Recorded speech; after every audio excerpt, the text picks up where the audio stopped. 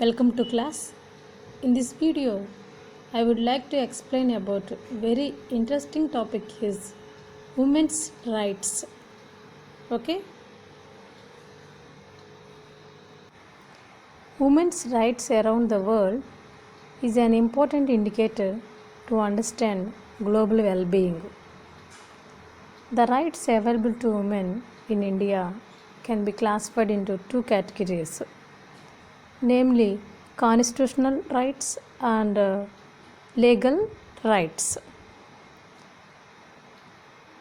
and also general categories now discuss. These are economic rights, political rights, and social and cultural rights. Let us know about one by one. First one is economic rights. What are the economic rights? Like right to own and dispose of property, and free speech, and basic civil freedoms like freedom of religion, and right to child custody after divorce or widowhood, and last one is freedom to change nationality. These are the economic rights. Okay, and next one, political rights. What are the political rights? Like participation in the political spheres, including have a voice and influence voting. For example, panchayati elections, municipality elections, assembly elections, like that. And running for and serving in political offices. These are the political rights. And last one is social and cultural rights. What are the socials? Education, both basic and higher education, and equal access to both basic and higher education. Okay, and professions open to women, including law, medicine, teaching, technology, different courses, any courses, and roles in religious institutions, including voice, participation, serving. These are treatment within the military roles, promotional treatment.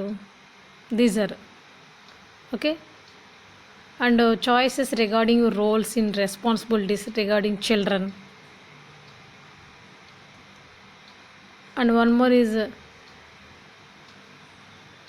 choice regarding family size and reproduction, and methods of controlling. These are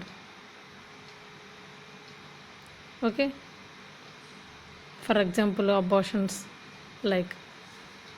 Next, the final is choice of dress. These are the cultural rights. Okay, and mainly important articles are there. The first one, Article 42. The state shall make provision for securing just and human conditions of work and maternity relief.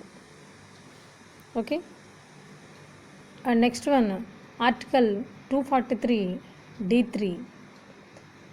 1/3 of the total number of seats to be filled by direct election in every panchayat shall be reserved for women. These are. And last one, 243 D4.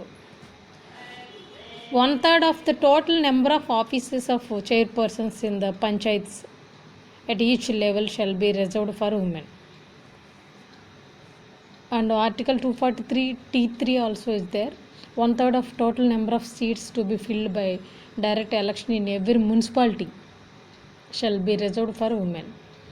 So like different articles are given to especially for women's rights. Okay, ఇలా చెప్పుకోవాలనుకుంటే ప్రాచీన కాలం నుండి నేటి వరకు చూసుకున్నట్లయితే ప్రత్యేకించి స్త్రీల కోసం మన రాజ్యాంగం హక్కులు కల్పించడం అనేది జరిగింది. అయితే పురుషునితో సమానంగా సమాజంలో స్థానం కల్పించడం కూడా, ఇంకా ఇట్లాంటి ఎన్నో ఆర్టికల్స్ని తీసుకురావడం కూడా, అంతేకాకుండా అన్ని రంగాలలో కూడా స్త్రీలకు ప్రవేశం కల్పించడం కూడా, ఇదంతా కూడా సమాజ అభివృద్ధికి, దేశ ప్రగతికి ఎంతగానో తోడ్పడుతుంది అన్నట్టుగా మనం చెప్పుకోవచ్చు. ఓకే, సో పురుషునితో సమానంగా స్త్రీకి అన్ని రంగాల్లోనూ అవకాశాలు కల్పిస్తూ సమాజ అభివృద్ధికి తోడ్పడడానికి కూడా ఇది ఎంతగానో ఉపయోగపడతాయి ఈ హక్కులు. Okay, thank you.